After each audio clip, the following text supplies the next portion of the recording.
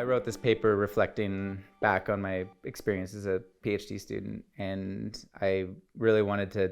It was a practice of self-writing that ended up being a chapter in my thesis, but it was really for trying to make sense of the competing demands and impulses through doing kind of public scholarship or transformative research, or different people call it different things. And so I kind of wrote it up as that there were, it kind of manifested, or at least I articulated, is that there were three different Colins that were constantly competing with one another. One was the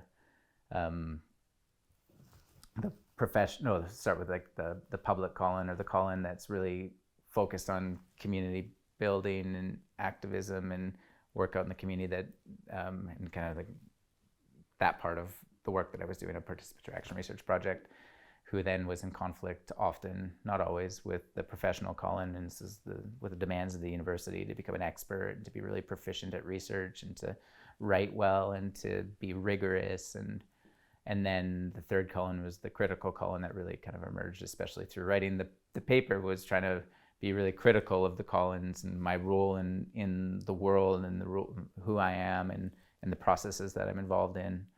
And then those three Colins were often fighting. And there are also other Colins that you could like bring into this. And so it was just it was a way to make sense of how to navigate that. And then there was like this idea that the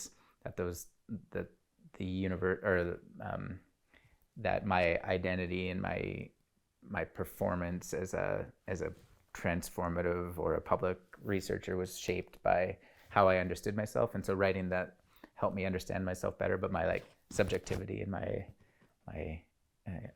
kind of inward self, that was so that's one part of shaping it. And then there is the like interpersonal, so all the relationships with people like mentors and people in the community who were shaping what I was doing. And as I was doing that, I would be becoming the researcher that I am and was. And then the institutional dimensions of things, like the requirements of the thesis or the comprehensive exams, or even the institutional like ways that the institution called me. Like, for example, there was a funder that I was being labeled as a highly qualified personnel.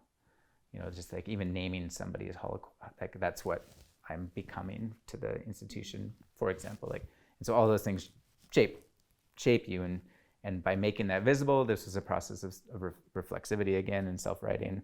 It helps you to understand how to navigate is the idea, and then sharing that outwardly and talking about it with students in classes or colleagues or peers is a way for us to like help to navigate it together. And that was the idea behind the paper.